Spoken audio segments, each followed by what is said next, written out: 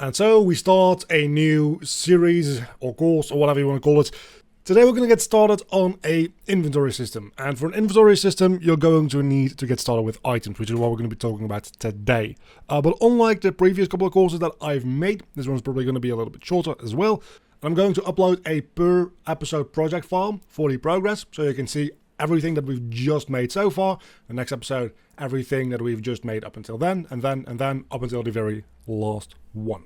Just wanted to get that out of the way. So let's talk about inventory systems and items. What we're going to be doing today is we're going to be making the blueprints for our items. And I mean that in both making actual blueprints and also making the basics that we're going to need to build upon. So let's get started making items. We can do this in two different ways, and this is a very important distinction early on. A lot of people will want you to make, here in the miscellaneous tab, here a data table, which you can do, and that's perfectly fine, having all of your items in a data table. I don't personally love that, and I'll explain to you why in a second. But I'll just show you real quick how we can go through and make a data table based system. We're not going to be moving forward using that, but it's pretty easy to substitute things in and out if you're using data tables instead of data assets, which is what we're going to be using in the end. So for a data table, what you want is you want to come up here to blueprints first, and you're going to make a structure here, and we'll call that item info.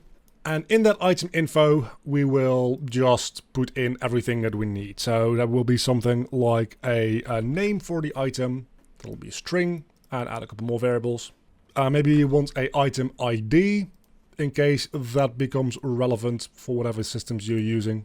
We want a icon, which we can use a texture 2D for. And then we might also want a mesh for it as well, for if we spawn it inside the world. So for that we can just use a static mesh. And the last one, let's call that a value that we can use for buying and selling it. So this is how we can set up a structure to hold our item info, and then we can make a data table based on this structure. Now there's a couple of issues with this method that I personally don't like. So let's make that data table and just call it items.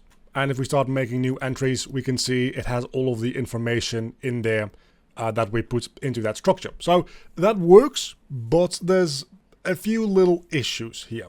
Mainly that being, this is a data table and it has a bunch of hard references in it. So if we go back into this, you can see that this static mesh, and I also believe this texture 2D, are hard object references, meaning that whenever this data table is getting loaded, it will also load in everything that it's referencing. And if you have hundreds up to even thousands of items, all the meshes and textures for them are going to get instantly loaded the moment you look anything up into the data table whatsoever, and it's going to take up a huge amount of memory. We don't want that. You can change that by, instead of using a object reference, changing this to soft object references, and then you have to manually load those assets in when you actually want to use them, but they don't always get loaded into memory. So there is a workaround for that issue if you really want to use data tables.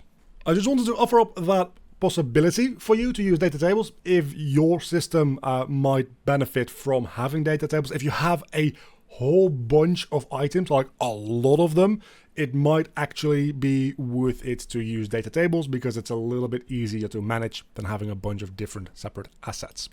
But let's take a look at a data asset based system instead. So we're going to delete this because I want to show you the other much more important reason as to why I like a data asset based system more. So let's make a blueprint class here. And in the classes, we're going to be looking for the primary data assets. And this is going to be our blueprint for our just general item data assets. And here we can put in some functions that do some simple calculations, which is kind of nice if you want to like bake in some calculations as to pricing for like selling and buying items. So here in the BP item, if we make a new function and we call this get sell price, what we can do is we can just, in this case, very simply, we add a return node, and that return node is just going to return the value of our item divided by, let's say, 2. So it's half the price that we get for selling. This is a very simple function that doesn't really do much, but of course you can do a lot more complicated math here if you wanted to. That's one upside of using data assets. The other upside we'll get to in a moment. Let's add in the same variables that we had in that item data. And for this, you can also use soft references, by the way, just like I showed you as a solution for the date table a moment ago. Since we're not going to be loading in every item in the game whenever we refer to a specific item, it's much less of a problem if we load in all of the refer to assets. So you can get away with using hard references a little bit easier with this data assets based system. You still really should be using soft references in most cases whenever you can, but this does make it a little bit less of a headache to manage loading in and out assets. And we're going to set all of these to being exposed. So now that we have this, we have the basic setup for an item. And now that we have that, we can go into our miscellaneous tab here and we can make a data asset. And we can make a data asset based on the BP item class that we've just made. And this is now an asset that takes that BP item as a sort of template. So let's call this something like item underscore rock. And when we open that up, we can see it has all of the information that we put into it. So we can say this is the item rock, the item ID. We're probably not actually going to be using an item ID for this system, but for a lot of systems it can be useful to compare if two items are the same based on ID rather than on name, because it's a quicker operation to compare two integers than comparing two strings. Then for an icon, we can put in a texture, which I don't have any textures at the moment. I'll get some in the future. And then for the model, do we like have rocks? Static mesh rock. It's a pretty good rock for our purposes. And then its value will be like 2 gold or something, right? And now we have an item. Now, we can't put this item into the world because it's a asset itself. It's not like a blueprint class. So this doesn't directly exist within the world. And in order to do that, we're going to make a specific blueprint class as well. And that is going to be just a normal actor. And we'll call this BP world item. And this world item is going to have a variable here. And this is going to be the item data asset. So this will just be a value of whatever kind of item that we're displaying here. And then we can choose that as the BP item. And in this case, we want that to be a object reference. So from there, we can choose any data asset that is based off of BP item. So we can say data asset rock in this case. And we can simply add a static mesh here. And in the construction script, we can set that static mesh with the set static mesh node to whatever our item data asset is. So we want to make sure that the item data asset is valid, so that it's actually like pointing to something. If this value is empty, we don't want to do anything. But if it is valid, what we want to do is we want to get the model. And that's then going to be our item that's going to get displayed. So this is the way we can display items in the world. So now we have a world item class that we can drag in, and this can now function as a item. And as such, we can use this with like line tracers or collision to then pick up that item. And if we have eventually got an inventory for ourselves, we can then add that to the inventory as such. So now we can place the items in the world as well. Before we end off here in the first part about items, I do want to show you one more important thing, which is the main reason that I decided to go with a data assets based system. And that is, right now we have just a general item.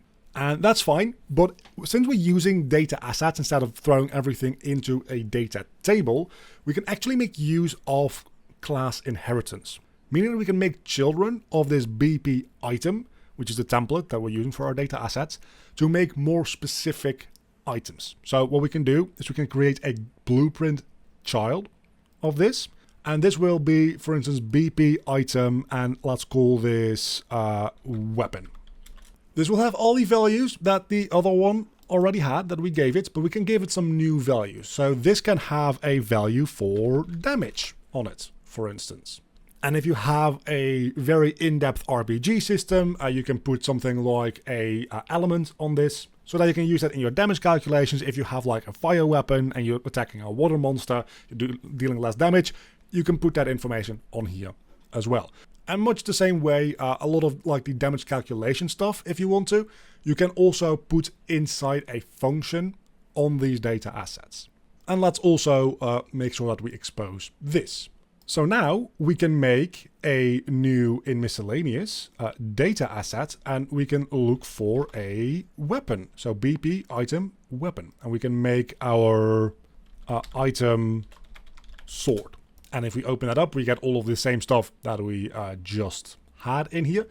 But going into our BP world item, for instance here, right? We have this item data asset variable. And there we could choose the item rock, because it was a data asset made based off of the BP item.